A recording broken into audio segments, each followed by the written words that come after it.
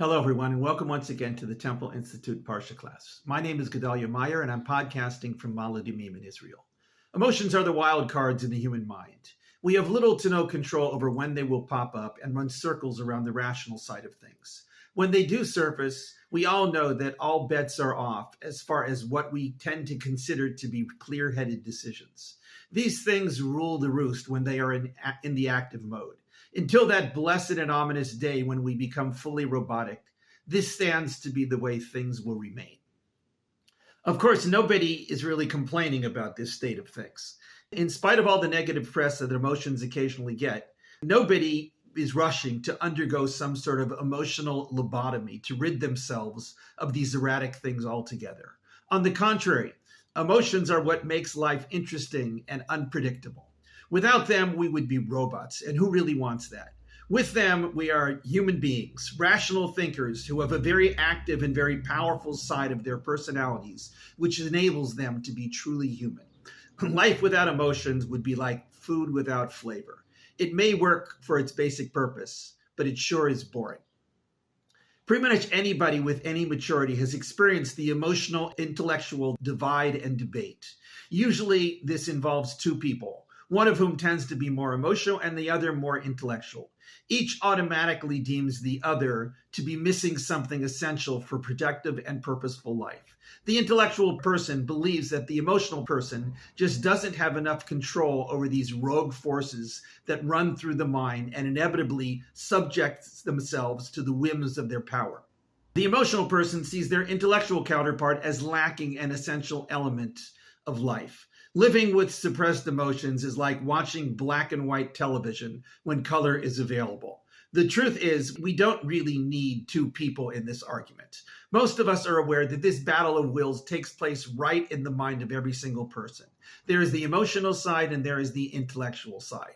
They frequently don't agree on how to see things, and consequently, they are all too often torn as to what course of action they should take. This, to a great degree, is the essence of human life. Each side of us may consider its opponent to be unworthy and unreliable, but they have to find a way to live together regardless. It has been this way since the dawn of human time. From that moment or that eon when we first gained that mysterious spiritual and physical combination known to us as a personality, we have had to deal with this symbiotic relationship going on within us. Nobody really knows if it is physical or spiritual or both, though all who claim to know are absolutely sure that they are correct and that any alternative is nonsense. What we do know is that we have these two sides and that they make up a good deal of who we are. There are deep unconscious elements that affect both of these powers of the personality, in addition to other powers with which they share the mind. But these two seem to be the mental sources that determine much of what we do and feel on a daily basis. It is natural that the scientific side of human endeavors favors the intellectual, while the artistic side favors the emotional. But what about the religious bent within the mind? This is also there, whether we choose to acknowledge it or not. Which of these two powers does religion favor? This is probably a toss-up, since different religions push different things. It would probably be most accurate to say that religion is one of the arenas in which both intellect and emotion are necessary and employed. Judaism is no exception to this, although one wouldn't necessarily get that impression from studying the Talmud. There is a heavy emphasis on the intellectual in much of Judaism, so much so that it is not unusual to find views that say outright that the emotions are nothing more than a trap for the unwary. But this may not present a complete picture of things. This week's Parsha is called Shemini, which means eighth. This refers to the eighth day of the ceremony involved in the final dedication of the Mishkan, or Tabernacle, which was detailed in last week's Parsha. This week's Parsha describes what happens when everything finally comes to its expected completion. There are the usual animal and grain offerings and assorted blessings, and then, the Torah states, God's glory was revealed to everyone. This was the whole purpose of building the Mishkan to begin with. But that moment of glory is blemished by an unexpected event. Two sons of Aaron, the high priest, whose names were Nadav and Abihu, brought some sort of fire offering with incense. While this in and of itself was nothing unusual in terms of the normal functioning of the Mishkan, it was uncalled for at this time. They did this apparently on their own, with no prompting from Moshe or Aaron or prophetically received command. They just decided to bring this burnt incense offering for some unclear reason. What happens next is completely bizarre, but somehow seems in line with this mysterious Mishkan. A quote, fire from before Hashem came forth and consumed them, and they died before Hashem. Moshe then instructs their cousins to remove their bodies, and that's the end of the incident. The rest of the priests have to keep doing things as they had been up to this point, leaving any mourning of the deaths of their brothers for the rest of the Israelites. This incident ends almost as quickly as it started. It's somewhat parenthetical to the great ceremony that was taking place, but it has remained enshrined in Jewish tradition as what not to do. Things have to be done according to plan. Following this, the ceremony is completed, but with one additional off-program moment. A certain goat that was offered as a sin offering was burnt instead of being eaten. While this may not seem like the biggest of deals, there is no question that it was veering from the accepted and expected procedure. Moshe, when he discovered this breach of Mishkan etiquette, expressed one of his relatively rare outbursts of anger. He demanded of the two remaining sons of Aaron an answer as to why they didn't eat this offering as they were supposed to do. It seems that the eating of this offering was essential for some manner of atonement for the entire Israelite people, and since it was not done correctly, that atonement would not come to be. Aaron then answers for his sons. His reply is quite interesting, if not puzzling. Quote, today they have brought their sin offering and their burnt offering before Hashem. But then such a thing would happen to me. Should I have eaten this sin offering today? Would it have looked good in the eyes of Hashem? The Torah concludes this incident with the simple statement, quote, Moshe heard and it seemed right in his eyes.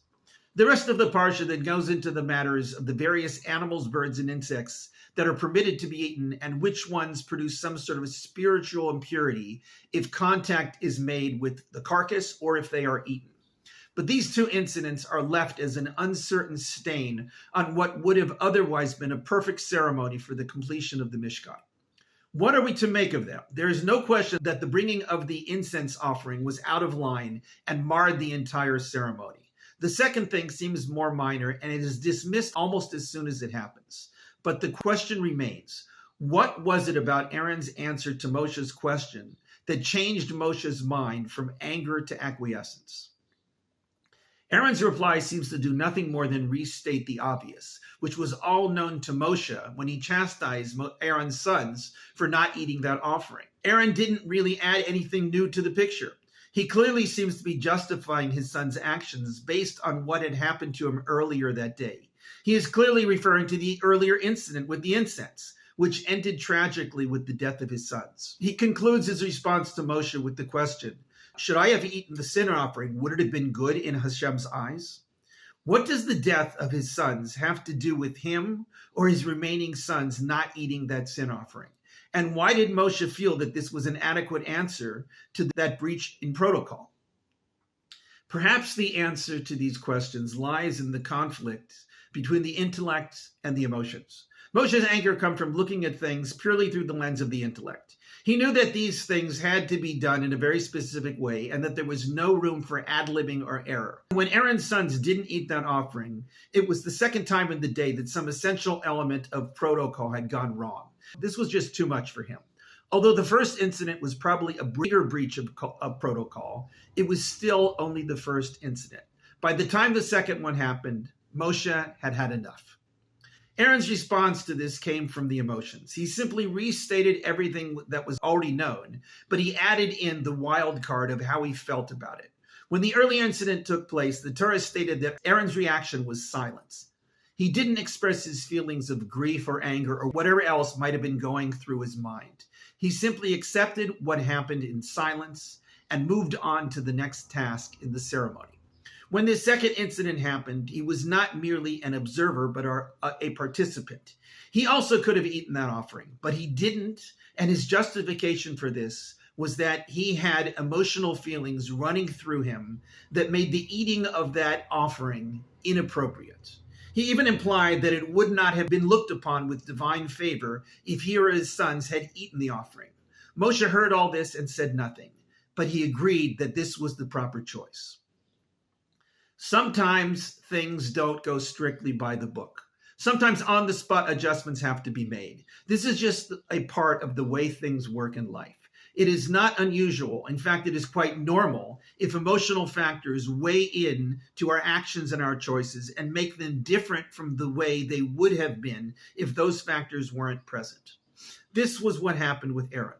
There was an emotional storm raging through him, and he had to deal with it. Simply eating that offering as if nothing had happened would not only have been false and a cover-up, it would have been unholy. Emotions are there, and they are essential to our being. They may need to be kept on a leash at times, but ignoring them altogether is denying a side of our humanity. Emotions make us who we are, even if we sometimes aren't who we wish to be. Shabbat Shalom.